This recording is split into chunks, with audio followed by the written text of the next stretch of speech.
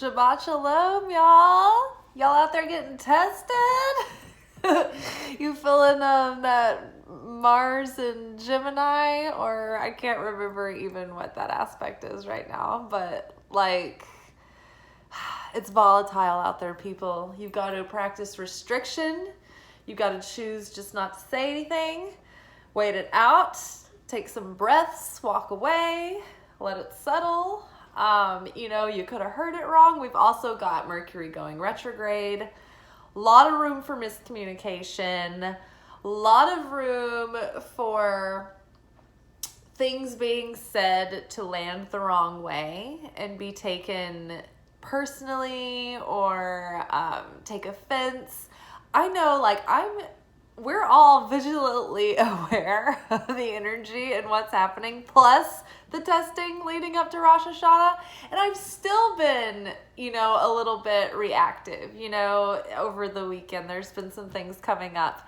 And I've fallen for the illusion, It's like the goal is to know that no matter what is happening in this, Nintendo game that we're living in, it's all just the Nintendo game. Playing out this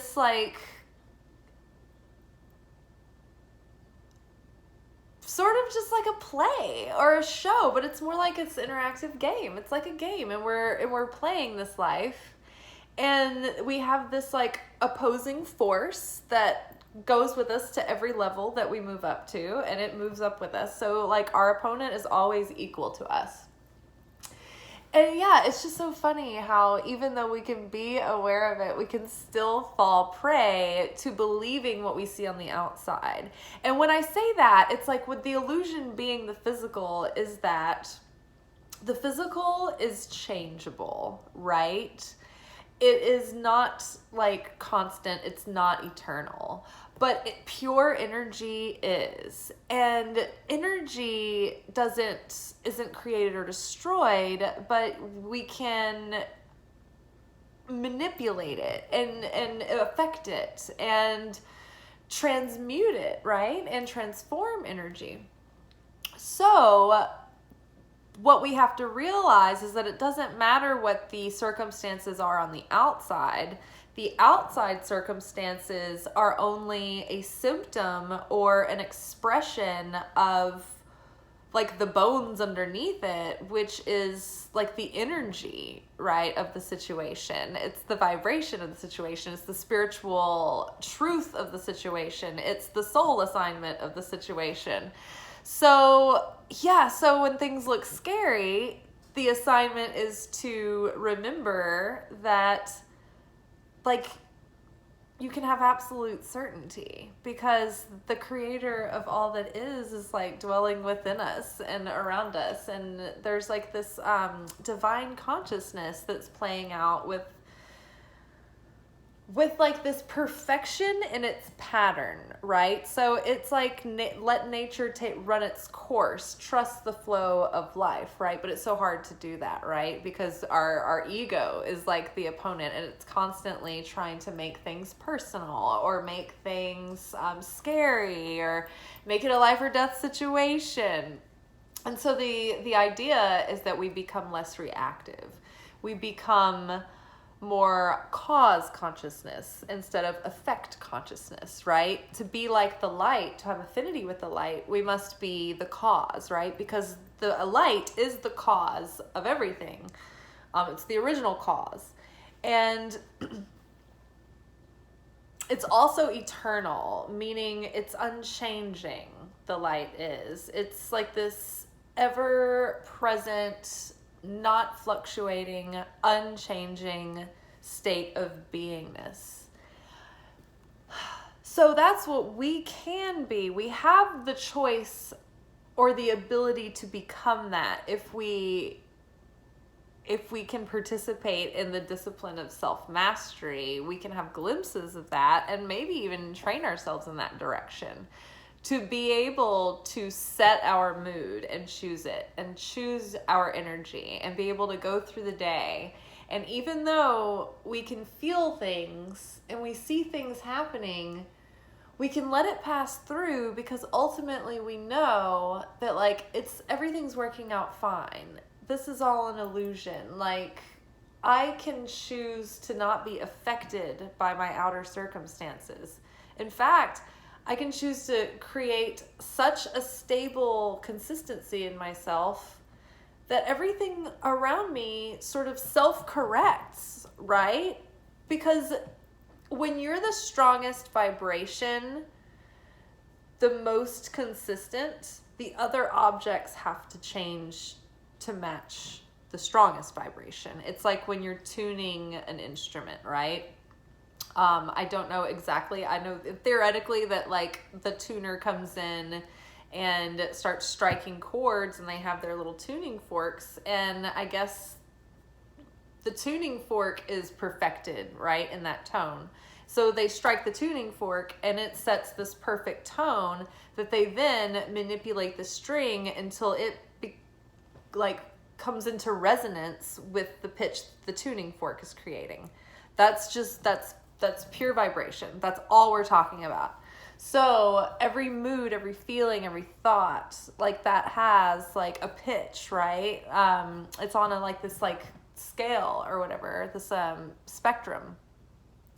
So when we're the cause and we decide to have inner peace, joy, like ecstasy, we're always in a state of like satisfaction because we're not fighting reality. We're just like surrendered.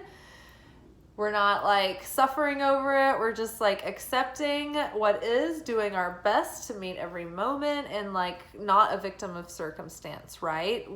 Something good happens. We're not like, oh, this is my greatest joy. Because then when that ice cream cone melts, we're going to be like, oh my God, this is the greatest tragedy. And it's so funny because that very subject came up this weekend. I was talking to one of my coworkers and I was talking about how, everything's so wonderful right now. Like everybody through work is so great. Like, everything's going so well. And I was just thinking about it and like being really appreciative. And this morning I was thinking about it again and I was just thinking like, man, I'm just so appreciative of this moment. And something in me said, don't get too attached. Everything is fleeting. Nothing stays the same. Everything is temporary.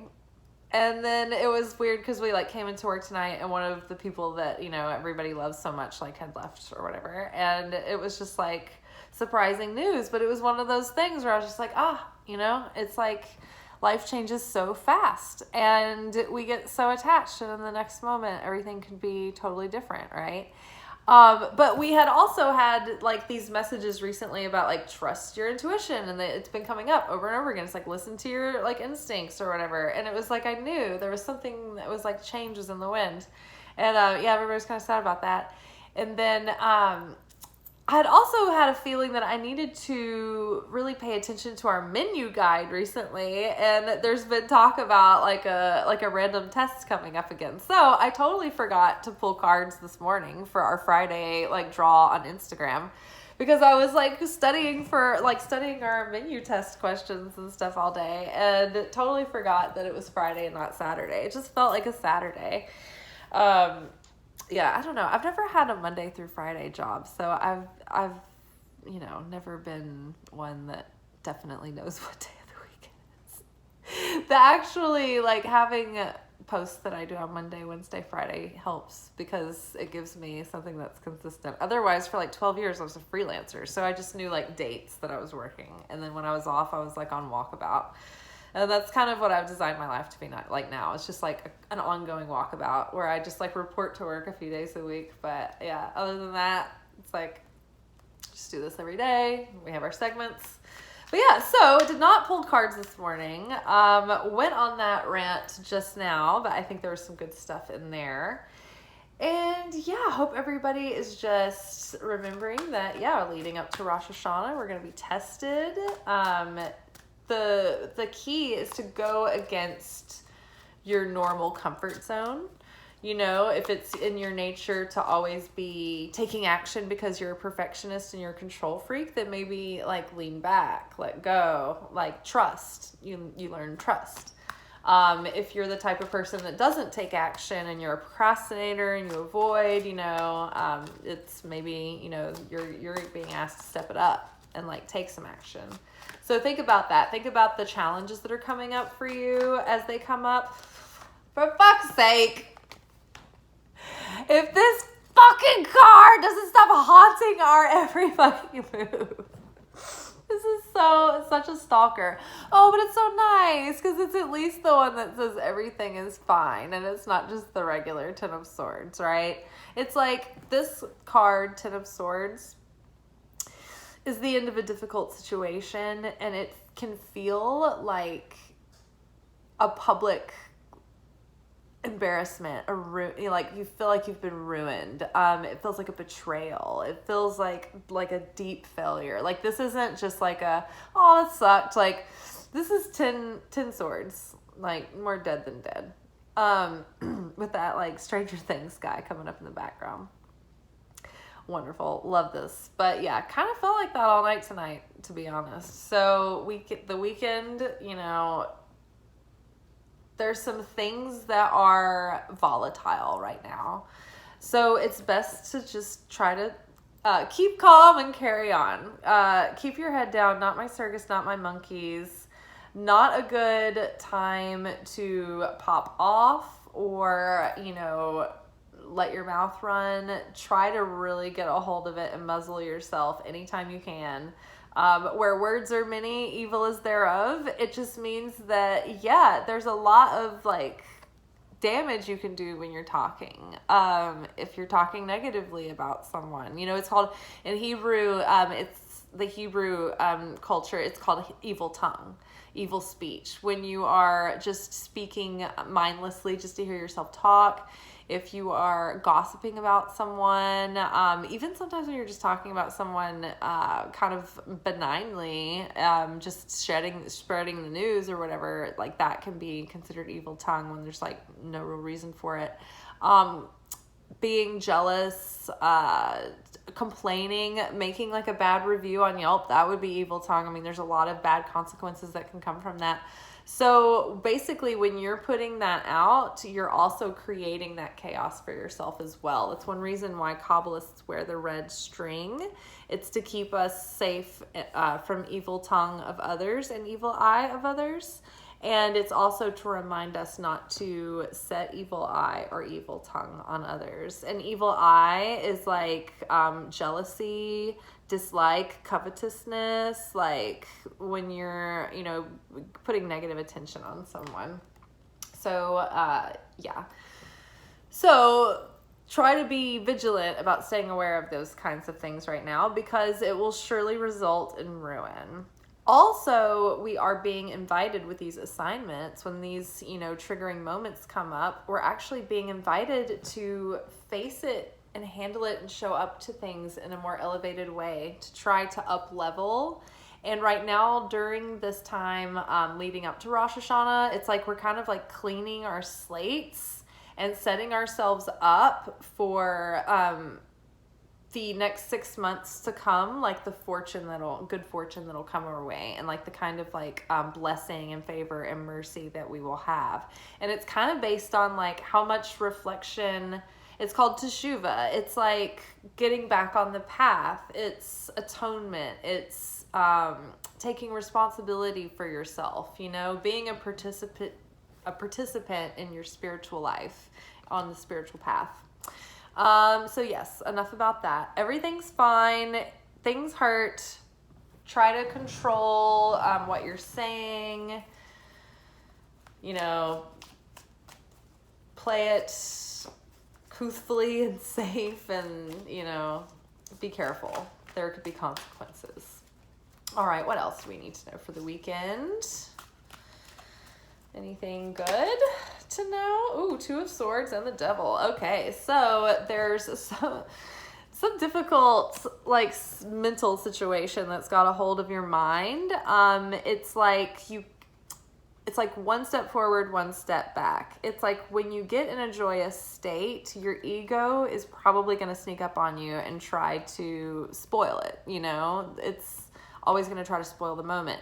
So you're kind of stuck between like in this limbo where like you're not resonating in one vibration or in one thought or in one intention long enough to be strong enough to like really magnetically draw things to yourself, right?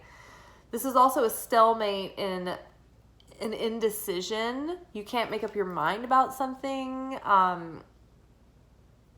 You're conflicted. You've got two choices and you don't know, like half of one's, a half a dozen of one, six of the other, whatever that saying is. And, you've kind of got a blinder on to like what's in front of you. Right? So 2 of Swords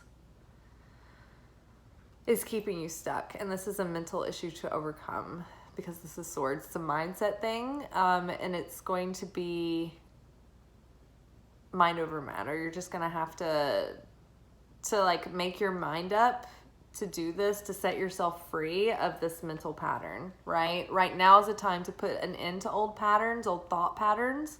So if you've had a trouble with like indecision, this indecision's bugging me, that, the Clash song. Yeah, put it into this pattern, okay? Because if you don't, and we cross over like the threshold of Rosh Hashanah, then you're taking this pattern into the new year, especially after this, like we're going into this huge new cycle and this whole new reset. The tests, the challenges, and the consequences of repeating this pattern are going to get so much worse than 10 of Swords already is, right? So we've really got to break this. We've got to break the stalemate and like make some big decisions once and for all because they're keeping you trapped.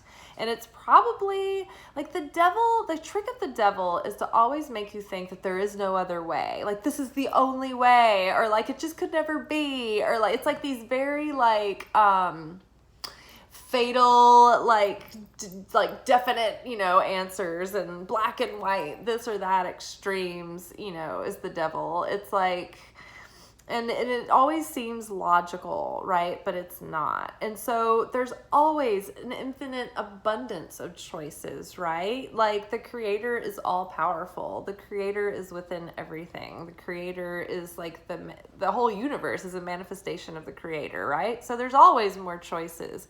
It's never just has to be one way, right? You're never, like enslaved or like trapped by anything. But the thing is, you have to liberate yourself, right? You can't wait for anybody else to do it for you.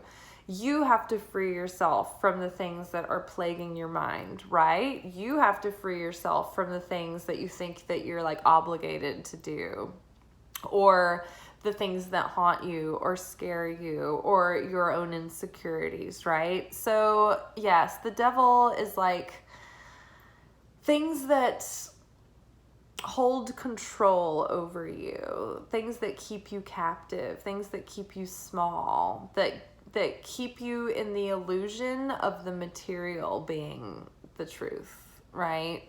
Just know that you're a divine being, that you can change the situation in any moment by just aligning with the truth that the light can be channeled through you in any second.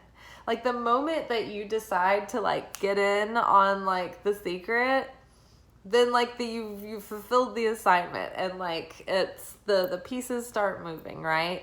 It's like you've seen behind the curtain and you're like, oh, okay, you have certainty. You have to carry that certainty with you every day. It's so easy to forget, right? So just remember, the devil's gonna be trying to trick us for like the next several weeks still. We're tired. We are so tired. We did. But everything is fine, right?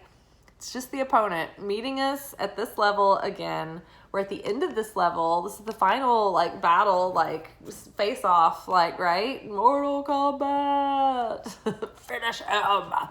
All right? Finish him. Because right now it's like you're just stuck. You're treading water, right? So in or out, right? Figure out this decision, right? Or at least set your mind on joy. Set your mind on love. Set your mind on the things that make you feel great, that are healing your heart. Take your mind off of the things that are troubling you. Cast thy burden onto the Lord. Pray about it. Get it off your chest. Ask for help from your angels, Holy Spirit, all of your spirit guides, whoever you like to touch base with and get support from. You have to ask for help with everything because you have free will, right? So it's our pleasure to learn how to be self-aware in each moment and to use our free will to ask for heaven's help, get that bonus power, that bonus help, and actually make the choice to live out, like to create our higher self life, our best life, our the most radiant expression of who we can be, right? We just have to get over ourselves. It's gonna be hard. All right, y'all. I'm tired. I'm gonna make some rice, my stew. We manifested more mac and cheese. Yay! And I'm gonna enjoy some Claire and Jamie Frazier. Right now, I'm in the season where they are in France. And I just watched the episode where Claire goes to the ball. She wears the very low-cut red ball gown. Scandalous. And I really like it when, I think it's like Prince Louis the 16th, I think is who he is supposed to be. He like looks over at her and he's all he's the French king and he's like super snobby and like it's supposed to like be like him thinking she's like super hot and all he can give her is like this like little shit stank look like, well aren't you a good looker? And then like later, I won't ruin any plots, but something does happen between them and it's not very good. All right, you guys, I hope that you have a good night and a good tomorrow and a good weekend and stay out of trouble and don't Two of Swords yourself into like falling for this and then getting reactive and triggered and then 10 of Swordsing. Just know everything's going to be fine. All right. Sit tight and trust. All right, Jens. Be good. Ciao.